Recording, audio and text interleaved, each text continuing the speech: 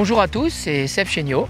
Nous voici au deuxième tuto, celui qui va aborder les 10 conseils pour que vous ayez tout le potentiel de la réalisation de votre première épreuve. On va débuter par le matériel. Il va falloir choisir une paire de chaussures qui soit vraiment bien adaptée à votre pratique, à votre pied.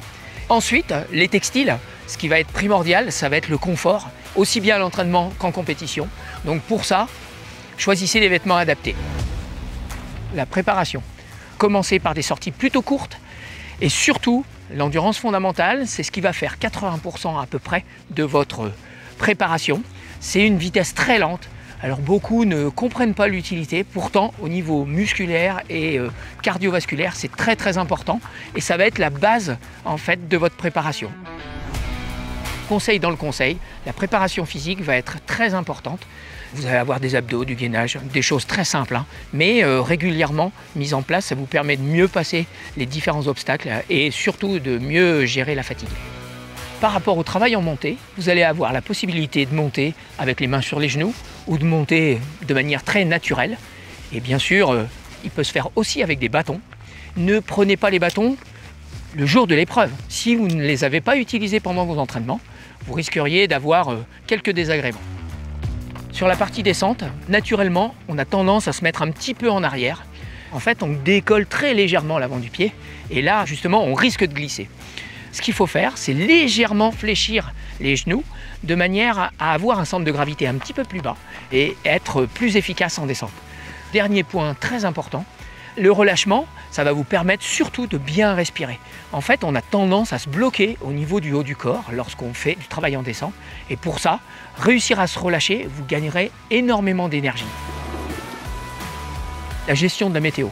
Lors des épreuves, les organisateurs checkent la météo très souvent de manière à pouvoir pallier à tout changement et à toute problématique que vous pourriez rencontrer pendant votre épreuve. Donc écoutez bien, prenez bien les informations et surtout le matériel qui soit vraiment bien adapté à ça. Pensez que vous ne prenez jamais trop de vêtements. Il vaut mieux trop que pas assez parce que les risques derrière peuvent être vraiment importants.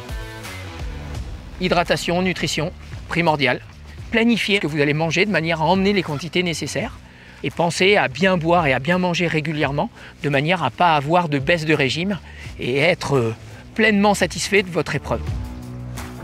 En amont, il vous faut faire un plan sur ce que vous allez rencontrer au ravitaillement, les espacements entre chaque et ça va être important de bien le gérer et le planifier avant votre épreuve.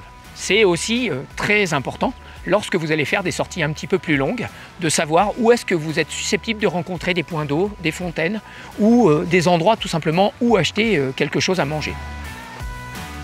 Sur la gestion du corps, déjà, ne partez pas trop vite et surtout, écoutez votre corps. Les douleurs, les petites choses qui vont vous pourrir la vie, ce sont des messages de votre corps. Donc écoutez tous ces messages-là, c'est très important. La préparation mentale. Visualisez votre épreuve, ça vous permet vraiment de vous projeter. Il y a des moments qui vont être difficiles, il faut rester positif, il faut rester vraiment dans l'optique de réussite. Pensez à lever la tête, à profiter des environnements dans lesquels vous allez évoluer.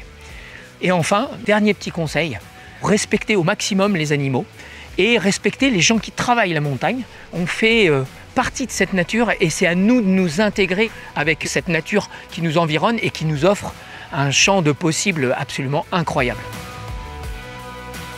On arrive à la fin de cette série de conseils.